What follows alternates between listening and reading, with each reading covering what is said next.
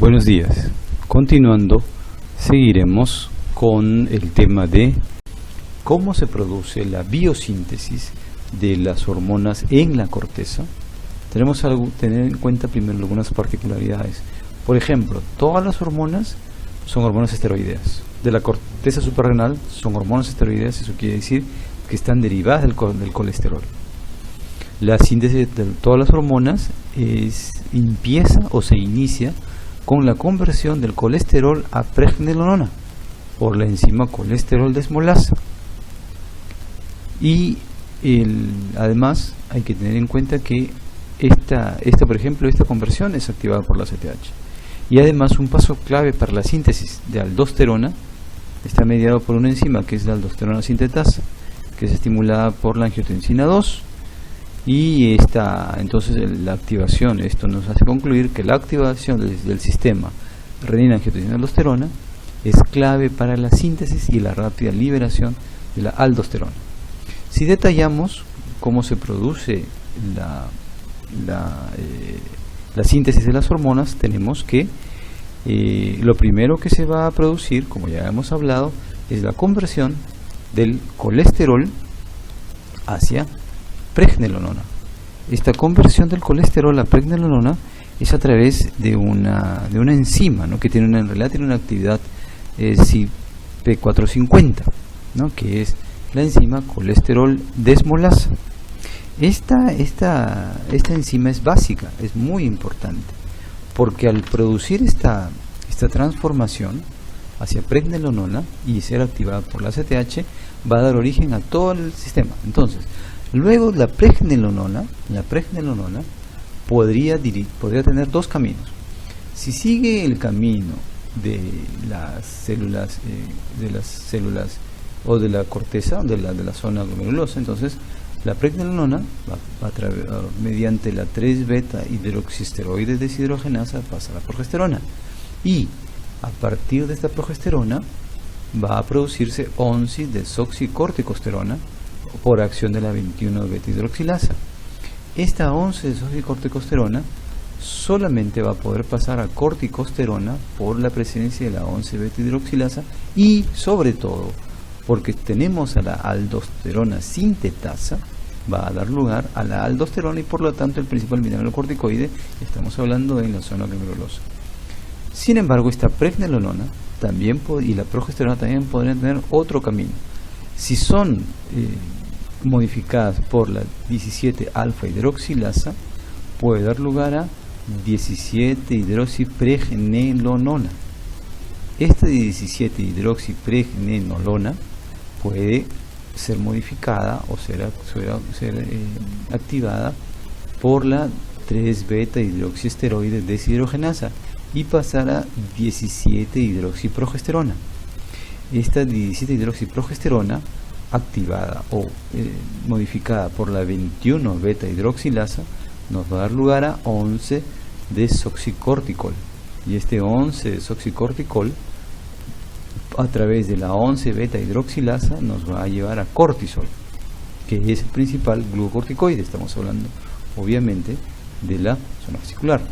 Y luego estos dos primeros mediadores, que era la 17-hidroxipregnenolona y la 17-hidroxiprogesterona, pueden ser modificados a través de una 17-20 liasa y dar dehidroepiandrosterona, o también a través de esta misma 17-20 liasa la propia 17-hidroxiprogesterona puede dar lugar a androstenediona. Esta androstenediona a su vez puede llegar a testosterona y obviamente a 17-beta estradiol, que es la vía a través de la cual se van a producir los andrógenos. Toda esta vía metabólica en la corteza puede dar lugar a diferentes alteraciones, que es la que vamos a ver más adelante. Puntualicemos que cuando el ACTH se une a su receptor, se activa una proteína GS, que va a dar lugar a la activación de la enatociclasa, generación de AMP cíclico, proteína quinasa A, y se da lugar a que se produzca, ¿no?, mediadores como por ejemplo fosforila a la colesteril hidrolasa. Esta es una enzima muy importante para producir colesterol que va a ingresar a la mitocondria y en la mitocondria, ¿no es cierto?, se va a formar hacia pregnenolona y a dar lugar a todos los demás mediadores que nosotros habíamos comentado. Esta es una ampliación o una especificación del mecanismo a través del cual la ACTH va a activar al colesterol. A su vez también nosotros podríamos considerar la biosíntesis que se da en la propia médula suprarrenal. ¿Para qué? Para producir obviamente la epinefrina. Como vemos, todo esto va a derivar a partir del aminoácido tirosina hidroxilasa, que va a dar lugar a la dihidroxifenilalanina, que es la dopa por la dopa descarboxilasa nos da lugar a dopamina, y a través de la dopamina beta hidroxilasa va a dar lugar a norepinefrina. Pero esta norepinefrina tiene que pasar por una enzima muy importante para convertirse a adrenalina, que es la feniletanolamina N-metiltransferasa. Y esta enzima es clave, importante, fundamental para producir epinefrina. Esta enzima, como nosotros también tenemos, ¿no?, es básicamente que se encuentra a nivel de la médula suprarrenal. Si nosotros seguimos y vemos, además, luego de haber visto la biosíntesis, podemos ver cómo se regula. Y la regulación, como ustedes pueden ver, va a depender de varios sistemas de control. Por ejemplo, en la zona glomerulosa, la zona glomerular, el principal regulador es la renin-angiotensina, y el producto de esta regulación es la generación de aldosterona. Por otro lado, en la zona reticular, en la zona fascicular y en la zona reticular, el mediador importante es el mismo, que es la ACTH o la CRH. Y los productos en la zona fascicular, ya hemos dicho, el glucocorticoides, cortisol, y en la zona reticular, los andrógenos.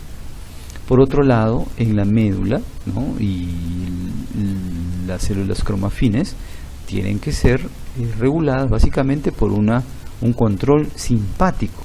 Y este control simpático va a dar como producto a las catecolaminas. Entonces, ahí la zona glomerulosa está regulada por el eje renina-angiotensina-aldosterona, la zona fascicular por el eje hipotálamo oficiario suprarrenal, igual que la zona reticular, y la médula suprarrenal básicamente es un control simpático.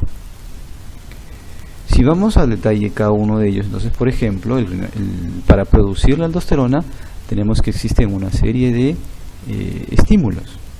Por ejemplo, si nosotros vamos a evaluar, ¿no?, por ejemplo, una disminución de la presión arterial o de la volemia, disminución del sodio, una activación simpática, una elevación del potasio o incluso una elevación del nivel de ácido, va a hacer que se produzca la renina por las células glomerulares. Esta producción de renina va a hacer que se pueda transformar el angiotensinógeno en angiotensina 1. Este angiotensinógeno deriva del hígado. Esta angiotensina 1, modificada por la enzima convertidora de angiotensina, que como ustedes saben deriva tanto del pulmón como del riñón, va a dar lugar a la angiotensina 2, y esta angiotensina 2 en el músculo lisovascular nos va a producir vasoconstricción con elevación de la presión arterial. Como respuesta a la disminución de la presión, va a dar lugar a nivel de la suprarrenal la producción de aldosterona para aumentar la reabsorción del sodio y del agua, aumentar la excreción de potasio y aumentar la excreción de los hidrogeniones que estaban estimulando su producción. Asimismo, en la ADH puede llevar a la liberación de la neurohipófisis, ¿cierto? Liberación de ADH en neurohipófisis para tener más acoporinas y reabsorber más agua, y además de estimular la sed a nivel del hipotálamo. Entonces, el sistema de la angiotensina 2 aumenta la síntesis de aldosterona y su secreción, vasoconstricción, liberación de vasopresina, liberación de catecolaminas suprarrenales, y además estimula un eflujo simpático central. Esto además nos lleva a este cuadro general, ¿cierto? De acuerdo a la para controlar mi volumen circulante a través de la presión de la perfusión renal, que lo tienen en su control las células extraglomerulares. Si hay aumento de catecolaminas, hay aumento del potasio, hay disminución, si hay aumento de catecolaminas, hay una alteración, por ejemplo, del potasio, o incluso si se aumenta el sodio, ¿no?, aumenta el potasio o incluso el sodio, entonces va a haber en algunos casos, ¿no es cierto?, dependiendo del estímulo, que algunos son positivos, otros son negativos, dependiendo del estímulo, se liberará la renina. ¿no? Para lo que ya conocemos, ¿no? Todos los mecanismos que nosotros conocemos. Por otro lado, las acciones de la aldosterona ya lo hemos visto, básicamente aumentar la volemia, principal mineralocorticoide que aumenta la volemia porque se reabsorbe el sodio y el agua, se reabsorbe mucho más a nivel del túbulo contorneado distal, no hay túbulo colector, se disminuye la concentración de potasio en plasma porque se excreta potasio en la orina y se disminuye la concentración de hidrogeniones en plasma porque se excreta en orina. Entonces, la aldosterona es una enzima muy importante para mantener la volemia y además mantener los niveles de electrolitos. Por otro lado, tenemos el eje hipotálamo hipoficiario suprarrenal, el hipotálamo hipoficiario suprarrenal, que era el eje que tenía efectos sobre todo, ¿no? Para la producción del cortisol. Entonces la ACTH va a producir, ¿no es cierto?, la liberación de cortisol. Entonces el estrés, cualquier tipo de estrés afecta la actividad del hipotálamo para producir el factor liberador de corticotropina, que va a tener su acción sobre la hipófisis, que va a su vez a liberar la ACTH, que va a actuar sobre la suprarrenal y se va a producir el cortisol. Y este mismo, ¿no?, el mismo producto puede tener un efecto negativo, un feedback negativo clásico sobre la hipófisis y sobre el mismo hipotálamo. Igualmente también podría ser el efecto negativo por el glucocorticoide exógeno, que también podría anular este eje. Un efecto trófico, ¿cierto? También puede haber un efecto trófico, por lo que el exceso de ACTH también podría aumentar el tamaño de la glándula. Tenemos además que hay una secreción, las fluctuaciones en la ACTH, los glucocorticoides, ¿no?, a lo largo del día, ¿no? Hay las elevaciones básicas, ¿no?, se dan en la mañana antes del despertar, ¿cierto? Generalmente antes del despertar, ¿no? Y además tenemos algunos pequeños incrementos, ¿no?, asociados a veces a momentos en los cuales uno está consumiendo comida o una cena, ¿no es cierto? Y básicamente después del sueño, justo antes de despertar, se dan las principales elevaciones, ¿no?, de la ACTH plasmática. Por otro lado, las acciones de los glucocorticoides, que hemos revisado bastante en cursos anteriores como de farmacología, ¿no?, tienen diversas funciones y ustedes deben investigarlas y ampliarlas. Aquí les damos solamente algunas de las principales, ¿no? Hiperglicemia, proteólisis, lipólisis, resistencia a la insulina, efecto antiinflamatorio e inmunosupresor, regulación de receptores alfa-1 adrenérgicos, inhibición de la formación ósea, al favorecer la resolución ósea. Todo eso ustedes ya saben que lo hacen a través de sus mecanismos intracelulares, ¿no?, como por ejemplo, ¿no?, la acción que tenemos, ¿no?, del corticoide sobre su receptor, ¿cierto?, que va a dar lugar a una transducción a nivel nuclear y a su vez, ¿no?, va a llevar a diversas funciones que ya ustedes conocen. A su vez, ¿cómo podemos regular la acción del cortisol, o cómo se puede manejar a nivel periférico el cortisol? Tenemos un sistema bien interesante, ¿no? El cortisol en el plasma, ¿no?, tiene un riesgo. ¿Por qué? Porque si el cortisol no es inhibido, por ejemplo, a nivel renal, podría suceder que el receptor, que no diferencia claramente entre mineralo y corticoide, o sea, el receptor no puede diferenciar claramente entre lo que es mineralo y lo que es glucocorticoide. Entonces, podría ver que si hay mucho cortisol, se podría activar el receptor y por lo tanto llevar las acciones mineralocorticoides a nivel renal. Entonces, ¿qué hace el organismo? El organismo utiliza una 11 hidroxideshidrogenasa para pasar el cortisol a cortisona, y este ya no tiene efecto sobre este receptor. Pero esta cortisona también puede volver a ser cambiada a cortisol, ¿no es cierto?, a través de esta 11 beta-hidroxidasa 1. En el riñón era la 2 y en el hígado es la 1 para volver a ser cortisol y otra vez actuar sobre el receptor de glucocorticoide. Este mecanismo es interesante, ¿no?, a tener en cuenta, que es el que protege al organismo de posibles excesos de acción glucocorticoide. Luego tenemos a los andrógenos suprarrenales, ¿no?, básicamente la dehidroepiandrostenediona, que tienen efectos similares a la testosterona: crecimiento, mantenimiento del vello púbico axilar, aumento de la libido, ¿no?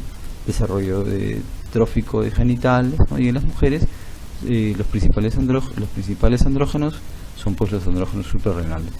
Y en los hombres tiene menor importancia porque los principales andrógenos son los de los testículos. Además, el control de la actividad simpática, como ya lo hemos hablado, ¿no es cierto? Para la médula suprarrenal es básicamente un estímulo simpático que va a hacer que se produzca la liberación de adrenalina y noradrenalina sobre los órganos efectores. Tenemos que considerar además, ¿no?, el mecanismo que habíamos hablado en las células cromafines, ¿no?, el mecanismo que habíamos considerado a partir de tirosina, ADOPA, dopamina, norepinefrina y epinefrina, por esta enzima clave que habíamos hablado nosotros, ¿no?